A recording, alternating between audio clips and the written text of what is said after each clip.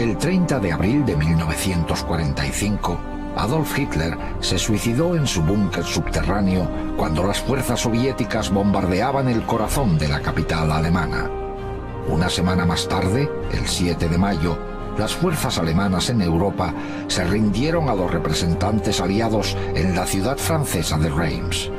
Japón se rendiría meses después, acabando así la Segunda Guerra Mundial. La Alemania nazi había sido derrotada. La Segunda Guerra Mundial se había acabado. Este había sido el conflicto armado más grande y sangriento que el mundo había visto. Millones de soldados aliados lucharon codo con codo en muchos frentes globales para conseguir esta gran victoria compartida.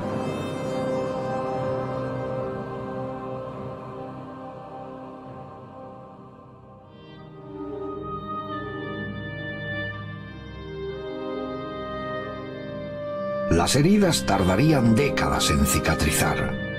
Muchos vencedores compartirían esta amarga experiencia, sus hogares derruidos y sus familiares muertos. Y otros muchos millones nunca volverían. Su heroísmo sería recordado por futuras generaciones cuya existencia no hubiera sido posible sin este sacrificio.